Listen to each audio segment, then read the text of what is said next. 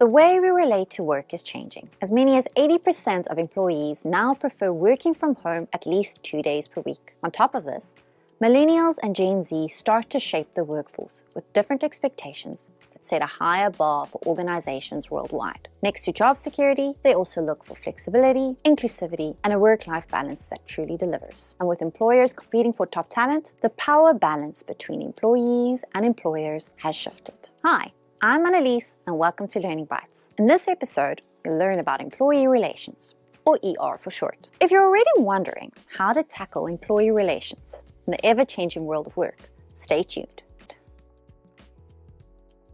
Let's start with definitions. What is employee relations, and why is it important? Employee relations refer to the relationship between employers and employees. It focuses on individual and collective relationships in the workplace. ER deals with several aspects of the employee-employer relationship, including contractual, practical, physical, and emotional. For example, contractual relations pertain to the agreement between an assembly line worker and the factory about working hours, wages, and job responsibilities. Practical relations involve the day-to-day dynamics, like the worker taking rotating breaks so that there's always people on the production line, and hands-on mentoring on how to work better. Physical aspects relate to the safe and healthy working conditions in the factory.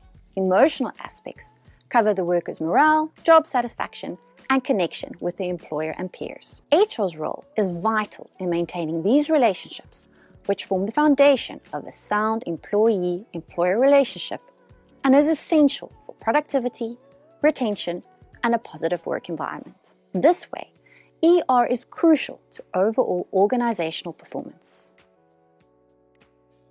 Let's focus on some key challenges affecting employee relations. These can range from workplace conflict and miscommunication to workplace misconduct, low job satisfaction due to poor working conditions, and unequal opportunities for career advancement, all of which can impact worker satisfaction, safety, and morale. To successfully navigate the complexities of employee relations, you will need a specific set of skills. These include active listening, which allows you to truly understand employees' concerns and respond with empathy. Effective communication, which helps you avoid misunderstanding by sharing information in a clear, accurate, and transparent way. And lastly, negotiation skills. These are crucial for finding solutions that make all parties feel heard, which can be difficult in scenarios like union negotiations. By developing these skills, you create a collaborative, respectful, and conducive work environment for all. No mean feat, but I hope I haven't scared you off just yet. While the job can be challenging at times, ER can also be very rewarding, especially when you have the right tools at your disposal. And speaking of the right tools, let's dive into the 5 best practices of employee relations. If you're new to HR, a role in ER might not be the best place to start. And here's why.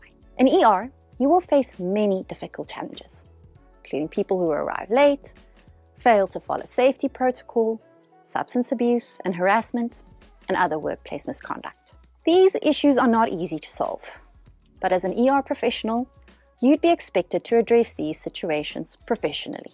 Doing ER well involves emphasizing and listening to employee issues, mediating the conflict between the worker and supervisor, knowing how to apply company policies in a fair way, respect the right of the workers, and understanding the nuances of labor laws. These skills are generally honed over time in various HR roles. Starting your career with a generalist role will give you a more holistic understanding of HR. This way, you'll be better equipped to navigate the complexities of employee relations and make a meaningful, positive impact. Best practice number 2, invest in your employees. When discussing employee relations, it's vital to emphasize the importance of investing in your employees. Showing genuine care and recognition for their efforts is crucial. Remember, a well-timed word of praise can greatly improve job satisfaction and productivity. When employees feel that their work is recognized, they are 4 times more likely to be engaged and 56% less likely to look for another job. Moreover, initiatives such as well-being programs demonstrate your commitment to employees' health and will help to increase employee retention. Promoting continuous training and development opportunities is just as important. Not only does this empower your team with new skills and knowledge, but it also signals your belief in their potential and career growth. By investing in these areas, you create an environment of mutual respect and commitment, fostering positive employee relations and driving organizational success. Another key best practice is fostering a positive work culture. A positive work culture can significantly improve the quality of work relationships, both peer-to-peer and between employees and management. In fact, 8 in 10 employees think they can find a new and more empathetic employer. To cultivate this positive culture, you can try several strategies. First, encouraging open communication and active listening to create a space for honest dialogue, promoting understanding and respect.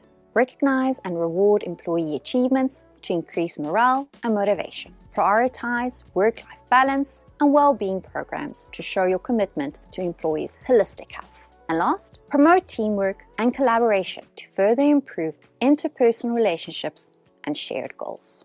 Research also shows that a positive work culture leads to a better work environment, more effective communication between employees and management, and a higher employee retention rate. This shows that by embracing strategies that foster a positive culture, you can cultivate a work environment where employees can thrive.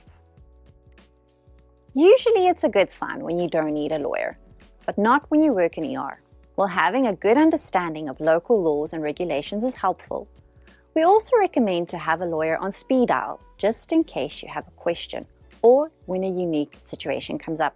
Relevant laws in the US include the Family and Medical Leave Act, the Americans with Disability Act, and the Fair Labor Standards Act. These laws will impact your work and workplace policies. Consider teaming up with legal experts who can help you navigate the complexities of the law. This way, you can ensure legal compliance, better advocate for employees' rights, and foster a just and inclusive work environment. In short, legal knowledge and cooperation are fundamental to effective and responsible employer relations management. Last but not least, we have effective communication and conflict resolution. Even in the most harmonious work environments, conflicts are inevitable, but how you manage them can significantly impact the overall workplace atmosphere and employee satisfaction. Effective communication helps you understand the underlying issues, foster empathy, explain why certain decisions are made, and de-escalate tensions. Active listening can affirm employees' feelings and perspectives, making them feel heard and valued. When you're resolving conflicts, it's beneficial to have a solution-oriented approach. This means focusing on the problem at hand rather than the individuals involved, to encourage constructive feedback and find a resolution that respects everyone's interests. Remember, effective conflict resolution not only resolves the immediate issue, but also builds trust, sets precedent for fairness, and ultimately strengthens employee relations. And there you have it. In this episode of Learning Bites, you learned what employer relations is and why it's important.